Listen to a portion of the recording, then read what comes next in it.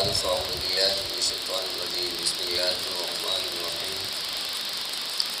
وظللنا عليكم الغمام وأنزلنا عليكم المن والسلوى كلوا من طيبات ما رزقناكم وما ظلمونا ولكن كانوا أنفسهم يظلمون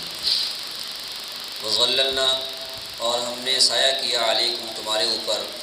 الغمام بادلوں کا وانزلنا اور ہم نے اتارا علیکم تمہارے اوپر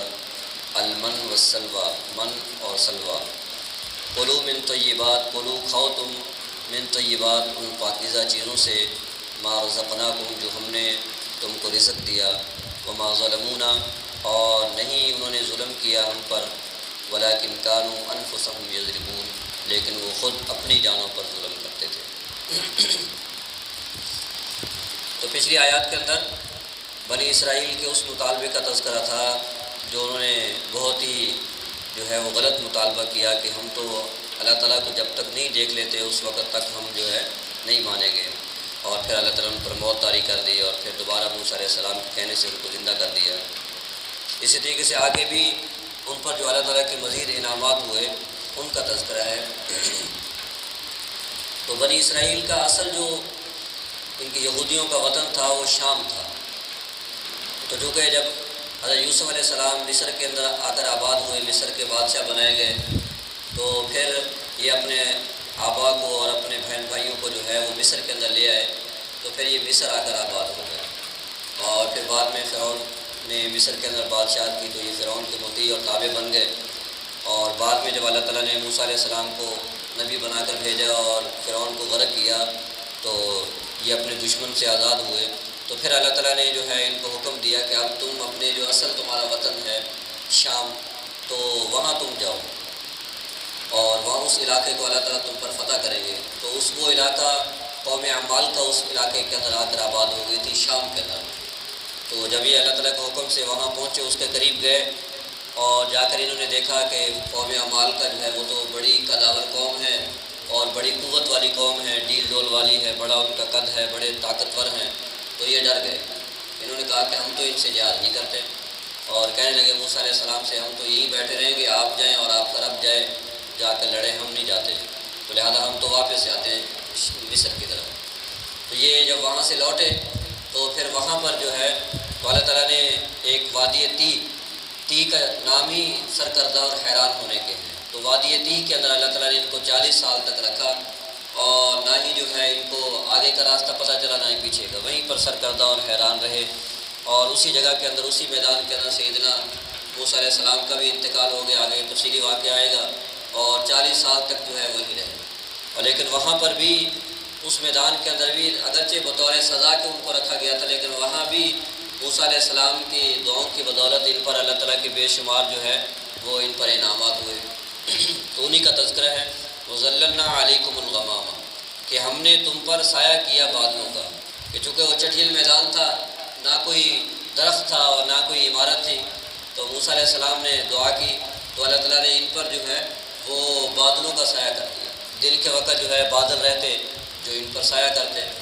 اور پھر رات کو ان کو جو ہے وہ روشنی کی ضرورت پڑتی تو اللہ تعالیٰ نے روشنی کا ایک ستون کھڑا کر دیا ان کے بیچوں بیچ، تو جو ان کے لیے روشنی کا انتظام کرتا، اور پھر ان کو وہاں پر کھانے پینے کی ضرورت ہوتی تو اس کے لیے فرمایا کہ وَأَنزَلْنَا عَلَيْكُمُ الْمَنَّ وَالسَّلْوَىٰ کہ ہم نے تم پر جو ہے من و سلوہ اتارا۔ تو من کہتے ہیں کہ مفسرین کہتے ہیں درختوں پر ایک چیز نازل ہوتی تھی ترنجبین کی طرح،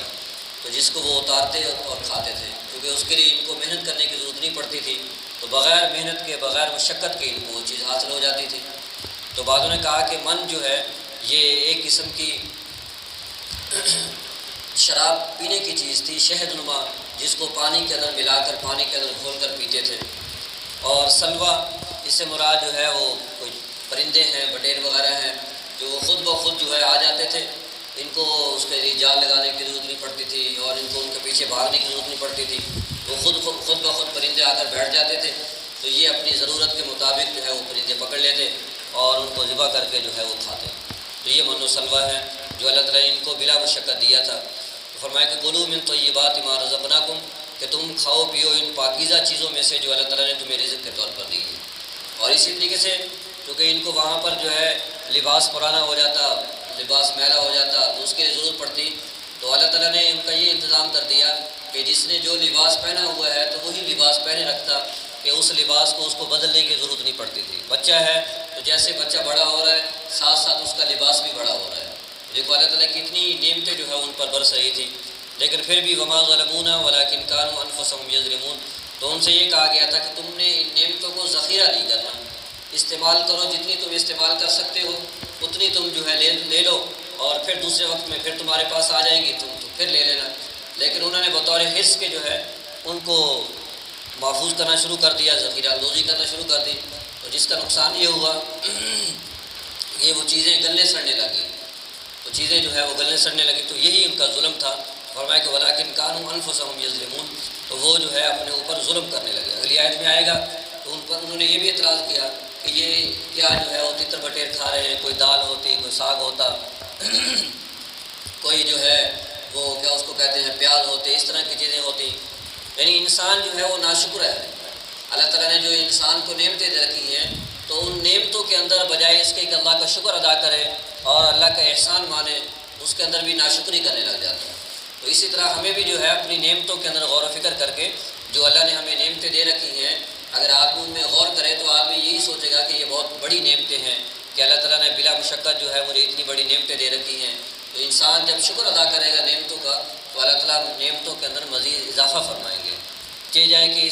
اس کے لیے آپ علیہ الصلوۃ والسلام نے فرمایا کہ نعمتوں کا شکر تب آئے گا جب انسان اپنے سے کم حیثیت آدمی کو دیکھے کہ فلاں آدمی ہے اس کے پاس تو یہ چیزیں بھی نہیں ہیں کہ اللہ نے مجھے یہ نعمتیں دے رکھی ہیں، تو اس پر انسان کے اندر شکر کی دولت آئے گی۔ اور اگر انسان جو ہے اپنے سے اوپر والے کو دیکھے گا کہ اچھا فلاں جو ہے وہ تو اس کے پاس تو ایسی ہیں، تو پھر انسان ناشکرہ بن جائے گا کہ میرے پاس تو ایسی بھی نہیں ہے۔ تو اس لیے دنیا کے لحاظ سے اپنے کو اپنے سے کم تر آدمی کو دیکھے، اور دین کے لحاظ سے اپنے سے اونچے والے کو دیکھے کہ یار اچھا فلاں اتنا نمازیں پڑھتا ہے، فلاں اتنے صدقات کرتا ہے، فلاں اتنی خیرات کرتا ہے، تو میں تو اتنا بھی نہیں کرتا، مجھے تو اتنا بھی کرنا چاہیے اور بھی کرنا چاہیے۔ تو اس لیے دین کے لحاظ سے اپنے سے اوپر والے کو دیکھے اور دنیا کے لحاظ سے اپنے سے کم تر والے کو دیکھے۔ اللہ تعالیٰ کو کرنے